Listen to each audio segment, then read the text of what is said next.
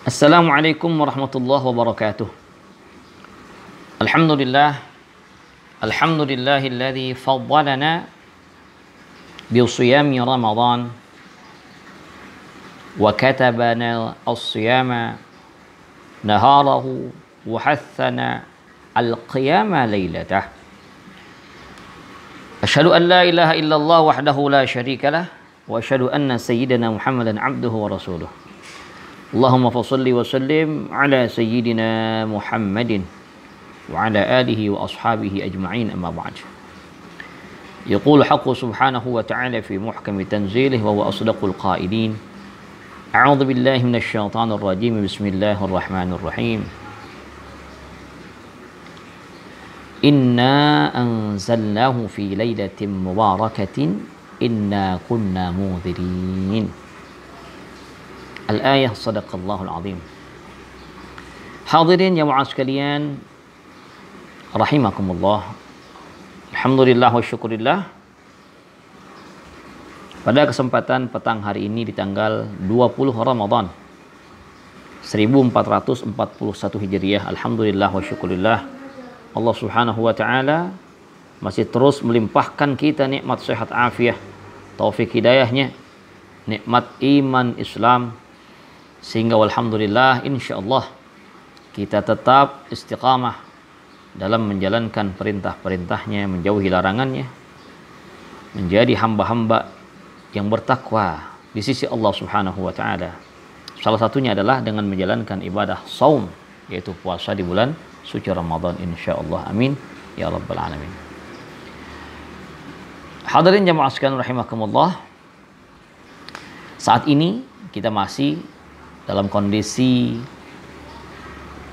pemberlakuan PSBB, di mana sangatlah kita diminta untuk melakukan segala aktivitas di rumah. Semua kita lakukan di rumah, sampai berdakwah pun dengan online dari rumah. Kaitannya yang akan kita kaji pada kesempatan petang ini adalah nanti malam insya Allah kita sudah masuki malam 21 Ramadan. Artinya kita masuki Ashurul Awakhir. Ada saat-saat yang begitu Allah Subhanahu wa taala muliakan.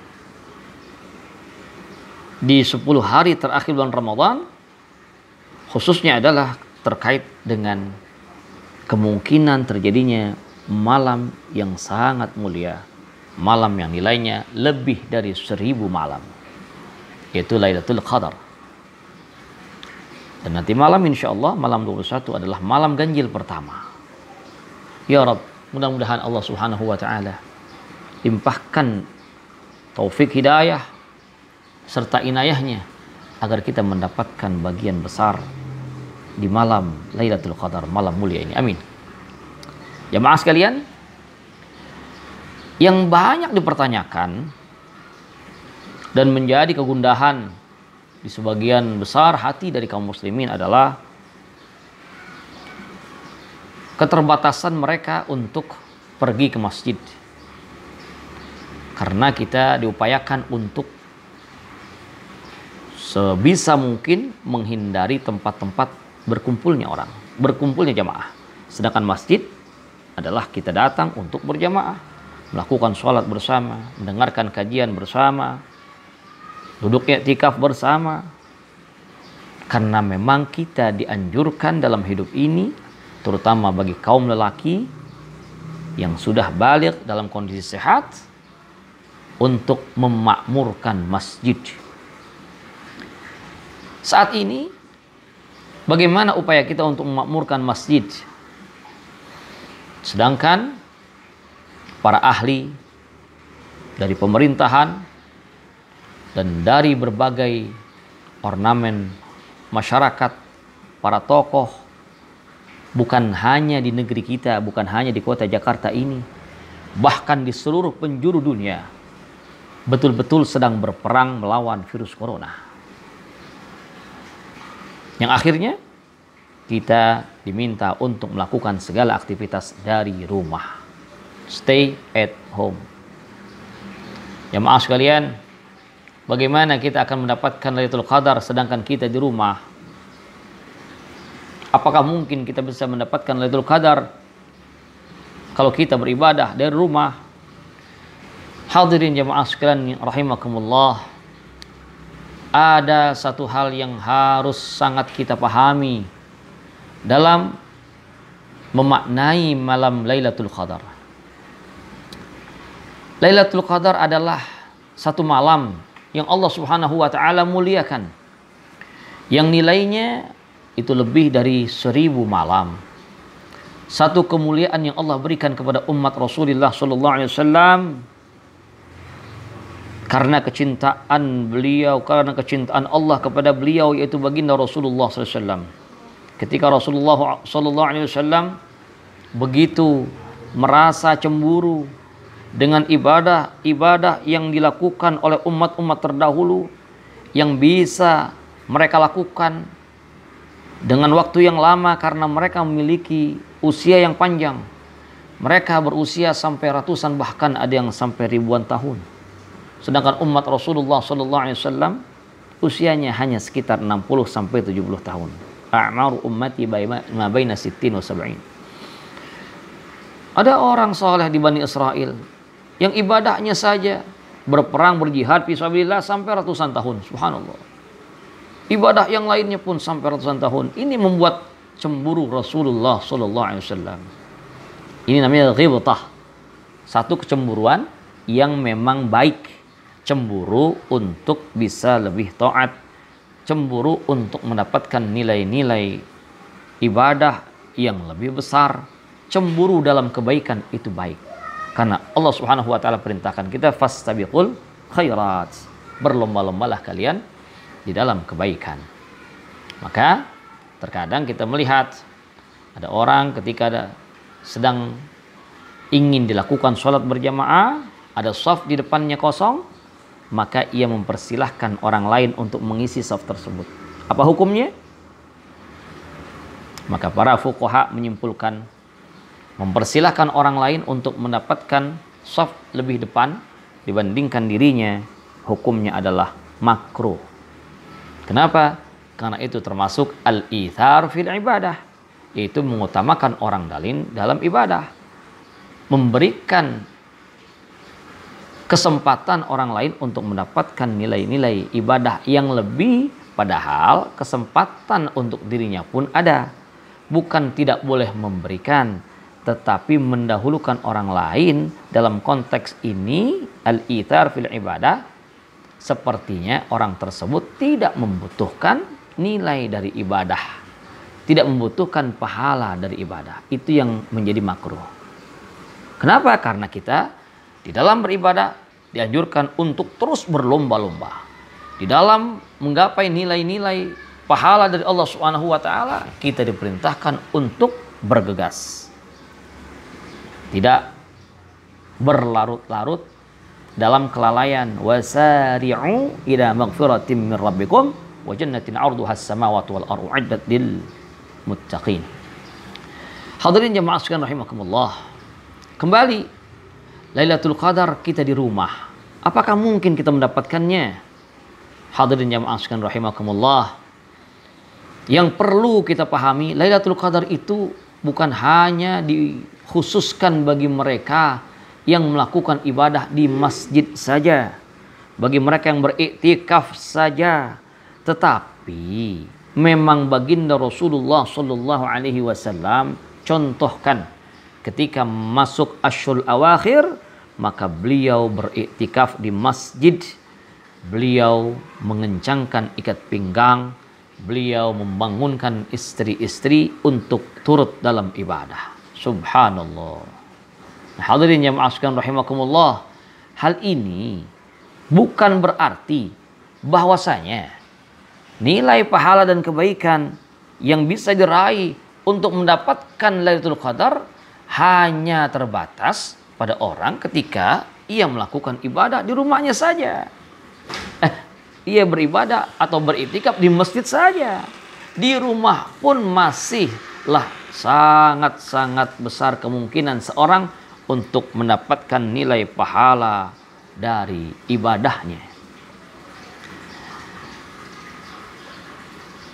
Al-Imam Ibn Rajab dalam kitab beliau Lataiful Ma'arif pada halaman 341, beliau menukilkan hadis dari Rasulullah sallallahu alaihi wasallam yang termaktub di dalam Musnad Imam Ahmad Ibn Hanbal dan juga di dalam Sunan An-Nasa'i dari Sayyidina Abu Hurairah radhiyallahu an, bahwasanya baginda Rasul sallallahu alaihi wasallam bersabda, "Fihi lailatun khairun min alfi syahr, man hurima khairuha faqad hurim." Di dalam bulan suci Ramadan terdapat satu malam yang lebih baik daripada 1000 bulan. Lebih baik dari 1000 bulan. Masya Allah. Berarti berapa? 1001, 1002, atau 2000, atau 3000? Wallahu a'lam. Lebih baik dari 1000 bulan. Bisa nilainya tidak terhingga, yang tahu secara persis hanyalah Allah Subhanahu wa taala. Rasulullah SAW sabdakan, "Man hurima khairuha faqad hurim." Barang siapa yang tidak mendapati malam tersebut, maka ia akan diharamkan mendapatkan kebaikan. Hadis riwayat dari Imam An-Nasa'i pada hadis yang ke-2106 dan kategorinya adalah hadis sahih. Jemaah sekalian, dalam hadis ini dijelaskan bahwasanya siapapun dari kaum muslimin sangat berpotensi untuk mendapatkan nilai-nilai kebaikan di malam Lailatul Qadar. Lailatul Qadar bukan hanya terpaku pada orang yang beriktikaf di masjid saja, tetapi orang dengan beriktikaf di masjid, menghidupkan sunnah Rasulullah SAW, mencontoh bagaimana kebiasaan baginda Rasul untuk beriktikaf di Asyur Awakhir, karena Rasulullah SAW, Siti Aisyah radhiyallahu anha meriwayatkan bahwasanya baginda Rasulullah SAW idza dakhal Asyur Awakhir, ketika masuk 10 hari terakhir bulan Ramadan, syadda mi'zarah, beliau kencangkan ikat pinggang, wa ahya lailah wa aiqadha ahlah, beliau hidupkan malam, beliau bangunkan, beliau ajak istri-istri untuk ikut menghidupkan malam. Nah, tentu tempat yang paling kondusif untuk menghidupkan malam adalah masjid. Untuk beribadah adalah masjid, karena masjid rumah Allah. Di masjid kita sangat termotivasi untuk beribadah. Di masjid kita akan juga melihat lingkungan jamaah, saudara-saudara kita kaum muslimin sedang beribadah, maka ada lagi tambahan untuk kita beribadah. Subhanallah. Nah, itulah yang Rasulullah SAW contohkan. Tetapi tidak ada konteks hadis yang menjelaskan bahwasanya Lailatul Qadar hanya diterima bagi orang yang beriktikaf. Seperti yang tadi Al-Faqih telah sebutkan, fihi lailatun khairum min alfi syahr. Sabda Rasulullah SAW, di bulan Ramadan ada satu malam yang lebih baik daripada 1000 bulan, yaitu Lailatul Qadar. Siapa yang mendapatkannya? Siapapun. Rasul sallallahu alaihi wasallam menegaskan yang tidak mendapatkan malam tersebut adalah yang diharamkan akannya kebaikan.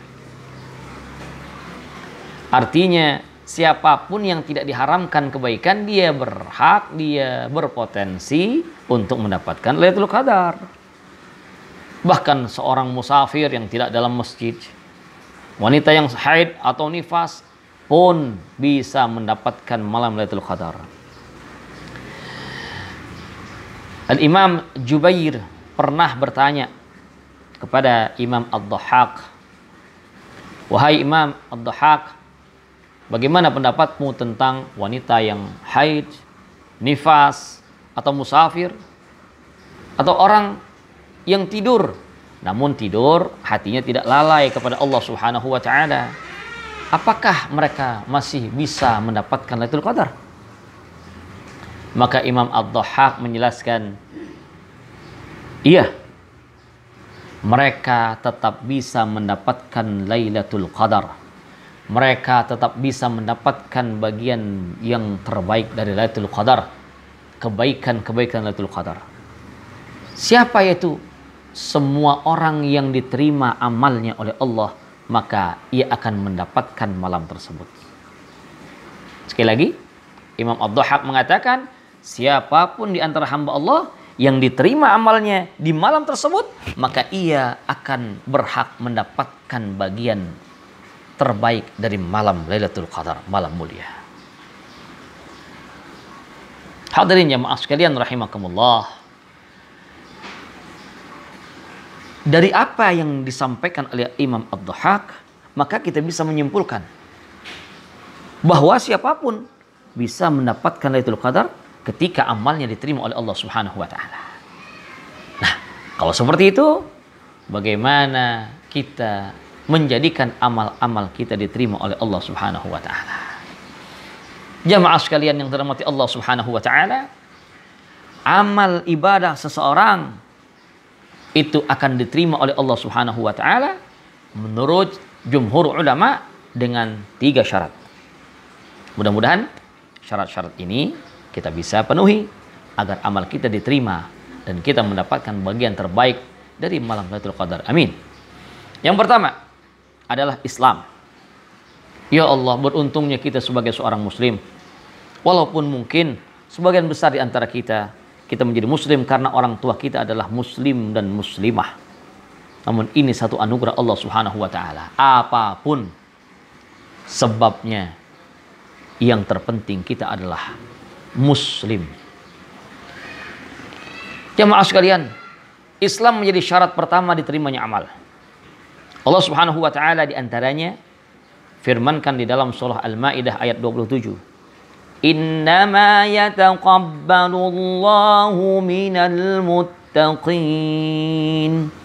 Sesungguhnya Allah Subhanahu wa taala hanya menerima amal-amal hamba dari mereka yang bertakwa. Nah, bagaimana kajian takwa dalam surah Al-Maidah ayat 27 ini? Tentu takwa secara umum telah kita pahami, yaitu menjalankan perintah Allah dan menjauhi larangannya. Tetapi di sini para ulama, para ahli tafsir telah menyimpulkan yang dimaksud dengan takwa di sini adalah satu syarat yang tidak terelakkan, yaitu tunduknya seorang kepada Allah Subhanahu wa taala. Artinya syarat takwa adalah Islam. Orang yang tidak memeluk agama Islam, yang tidak tunduk kepada Allah, maka dia tidak pernah menjadi hamba yang bertakwa. Maka yang dimaksud dengan al-muttaqin di sini menurut para ahli tafsir adalah al-muslimin, yaitu orang-orang yang berserah diri, yang mengakui Allah Subhanahu wa taala sebagai Tuhannya, Rasul sallallahu alaihi wasallam sebagai utusan Allah, pembawa syariat. Insyaallah kita berdoa selalu kepada Allah agar kita tetap menjadi orang muslim, hidup dengan nikmat Islam, meninggal pun membawa nilai keimanan, keislaman. Amin ya rabbal alamin. Syarat yang pertama insyaallah ada dalam diri kita. Yang kedua, syarat diterimanya amal adalah al-ikhlas, yaitu keikhlasan. Ikhlas dalam arti melakukan ibadah hanya untuk Allah, tidak menyekutukan Allah dalam ibadah. Allah Subhanahu wa taala firmankan di dalam surah Az-Zumar ayat 2. Qala Allah tabaraka wa ta'ala, a'udzu billahi minasy syaithanir rajim. Bismillahirrahmanirrahim.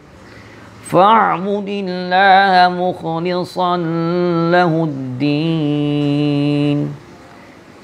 Fa'budillaha mukhlishan lahuddin. Sembahlah Allah Subhanahu wa taala dalam kondisi ikhlas hanya untuk Allah. Lahuddin diartikan adalah ikhlas hanya semata-mata mencari ridhanya Allah. Nah, hadirin jamaah sekalian rahimakumullah, memang kita diperintahkan untuk beribadah ikhlas karena Allah. Wa ma umiru illa liya'budullaha mukhlishina lahuddina hunafa. kita menjalankan ibadah harus ikhlas semata-mata karena Allah Subhanahu wa Ta'ala. Nah, inilah yang harus kita upayakan. Agar amal kita diterima, berarti amal kita harus ikhlas. Dan nilai keikhlasan akan menjadi rusak ketika yang pertama kita melakukan riya.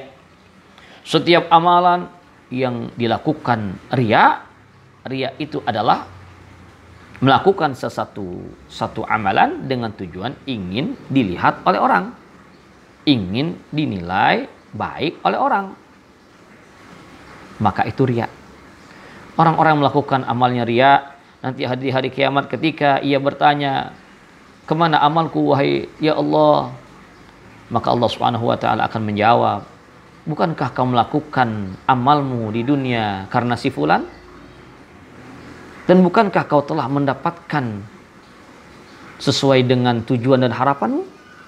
Maka mintalah ganjaran pahala dari si fulan. Ya Allah, na'udzubillah min dzalik. Maka riya pun disebut sebagai asyirkul asghar, termasuk syirik tingkat kecil, level rendah. Jadi yang pertama, dalam menjaga keikhlasan kita harus menghindarkan dari sifat riya. Yang kedua, kita pun harus menjauhi sum'ah. Nah, ini hampir mirip dengan riya. Kalau riya ingin dilihat, ingin dinilai baik oleh orang. Kalau sum'ah adalah ingin didengar oleh orang. Melakukan sesuatu ingin orang sebut, ingin orang dengar. Ini termasuk sum'ah. Mudah-mudahan kita bisa menghindarkan diri dari dua sifat buruk ini. Yang ketiga, ibadah itu ikhlas adalah ibadah yang tidak diselimuti oleh tujuan-tujuan duniawi. Nah, inilah mari sama-sama kita betul-betul menjaga nilai ibadah kita ikhlas karena Allah, lillahi ta'ala. Nah, itu syarat yang kedua, amal akan diterima ketika kita ikhlas. Yang ketiga, semua amal yang kita lakukan hanyalah diterima ketika berdasarkan ilmu. Dan ilmu tentang syariat agama dibawa oleh Rasulullah SAW. Artinya, amal itu diterima ketika kita ikut sesuai dengan ajaran Rasulullah SAW. Imam Syafi'i mengatakan di dalam Zubat, wa kullu man bi ghairi ilmin ya'malu a'maluhu mardudatun la tuqbalu. Setiap amalan yang dilakukan tidak berdasarkan ilmu, maka amalnya akan ditolak, tidak diterima. Allah Subhanahu wa Ta'ala perintahkan kita untuk mengikuti Rasulullah sallallahu alaihi wasallam. Rasul sebagai contoh kita, utusan Allah Subhanahu wa Ta'ala ke muka bumi membawa syariat agama, maka kita diperintahkan untuk ikut ittiba pada Rasul sallallahu alaihi wasallam. Qul in kuntum tuhibbunallah fattabi'uni yuhibbukumullah. Katakanlah kalau kalian mencintai Allah, maka ikutlah aku, yaitu ikut Rasulullah SAW. Maka Allah akan mencintai kalian. Dalam hadis Rasulullah SAW juga Rasulullah SAW sabdakan, dalam ibadah kita harus betul-betul mencontoh Rasulullah SAW. Tidak boleh ibadah itu mengambil versi sendiri. Man ahdatha fi amrina ma laysa fi fahuwa raddun. Barang siapa yang melakukan suatu hal yang dibuat-buat tidak berdasarkan contoh Rasulullah SAW, maka amalnya akan ditolak.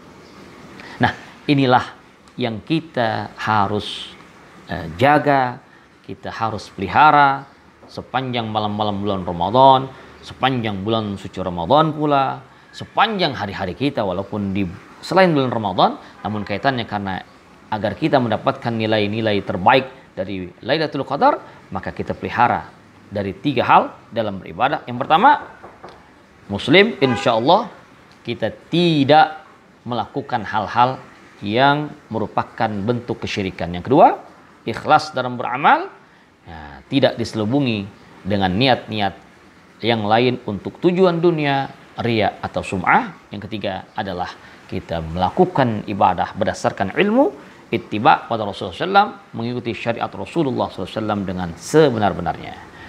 Walaupun kita di rumah, walaupun kita tidak ke masjid, namun insya Allah kita bisa mendapatkan nilai-nilai kebaikan seperti kita melakukannya di masjid apabila kita terbiasa ke masjid. Nah, ini pun yang harus kita pahami dengan baik. Ada pahala pensiun. Kalau boleh saya ungkapkan dengan bahasa saya, pahala pensiun. Walaupun kita tidak ke masjid, kalau kita biasa ke masjid, karena ada udzur kita tidak bisa ke masjid, maka kita tetap mendapatkan nilai-nilai kebaikan seperti kita melakukannya di masjid. Subhanallah.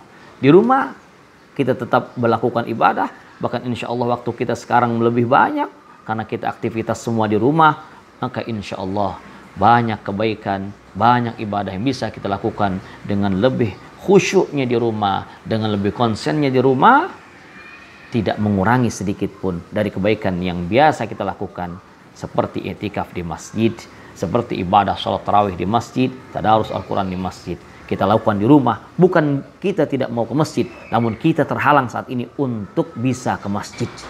Maka insya Allah pahala dan kebaikan kita tetap akan raih seperti kita melakukan di masjid.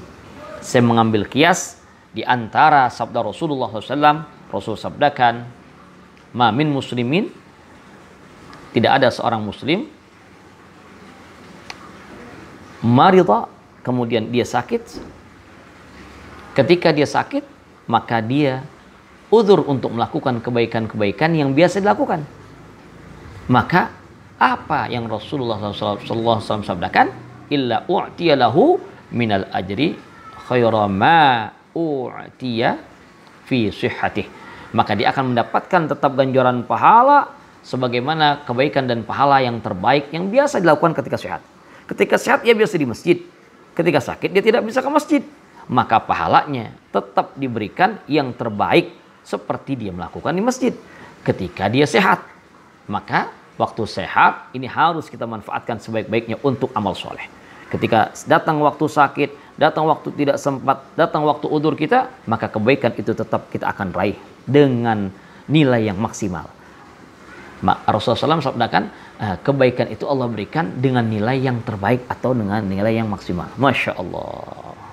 Bukan kita tidak mau ke masjid, namun kita mencari kemaslahatan sebagaimana apa yang telah diaturkan oleh pemerintah kita dan para ahli, para tokoh, para ilmuwan kita untuk kita ada di rumah. Insya Allah tetap kebaikan-kebaikan tersebut kita akan raih.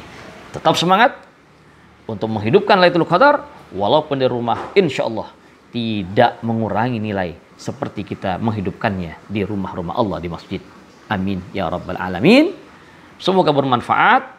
Selamat untuk menghidupkan malam-malam hari bulan Ramadan, terutama Asyul awakhirnya.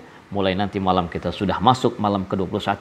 Semoga kita mendapatkan bagian terbaik dari Lailatul Qadar dengan tetap kita melakukan ibadah walaupun di rumah. Amin ya rabbal alamin.